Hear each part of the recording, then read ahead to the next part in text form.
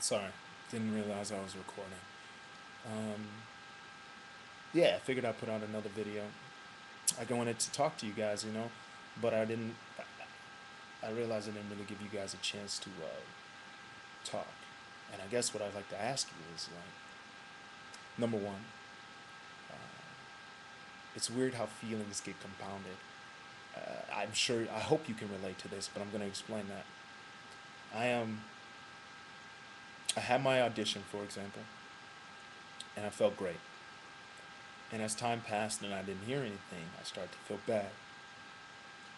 And then on top of feeling bad, I felt weak for not being able to not feel bad. So I called my girlfriend to talk to her, and she just recently moved to Texas, by the way. And I'm in San Bernardino, California, so we're kind of spent, only because of the economic stuff. Like, we're in good shape, so it's just really painful to be away from her. But anyway, so I call her with all of those feelings compounded, and then I felt really, really bad. On top of not wanting to feel bad about it and feeling bad about it, I felt even worse and guilty for having to call her and bellyache about it.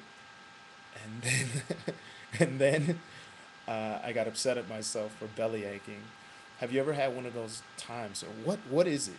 What in your life kind of triggers this spiral of emotions, and like the more you think about things, the more the kind of upset you get about them, But then in principle, you think about it, and you're like, this should matter, this should care. So it's like a never-ending cycle of things, and then it's been a long time since somebody has impacted me to the point where I'm really not willing to let go.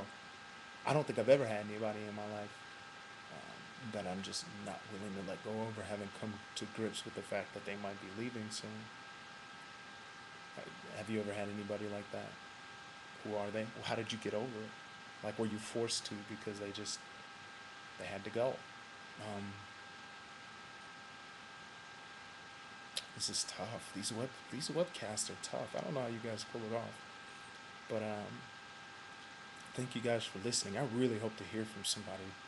Like, the worst thing in the world would be to find out that there's nobody out there listening, and that is the possibility. It's kind of one of those things that kept me from just clicking the button to do this webcast to begin with. But anyway, there are some good things headed your way.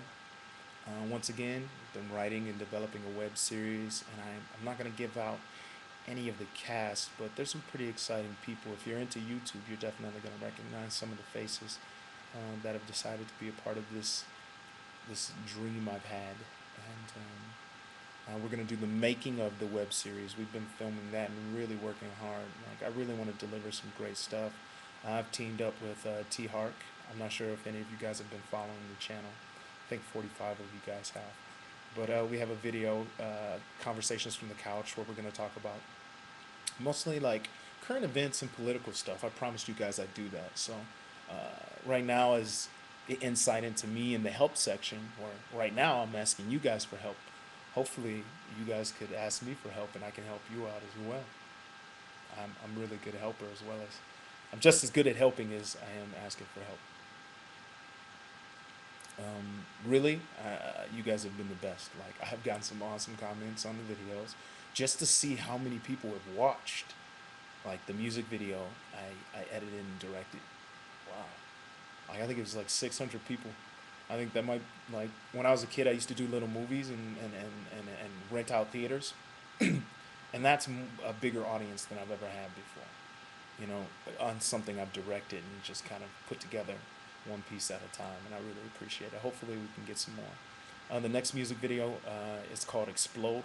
We put up some samples because we're really proud of it. We went way out, but I don't want to spoil that surprise, because that's going to be in the making of the web series. I've gone out of my way to get like equipment and whatnot. I've been inspired so much by a TV series called The Guild, or web series called The Guild, and then there's Doctor Horrible. And then David Spates is a wonderful inspiration to me.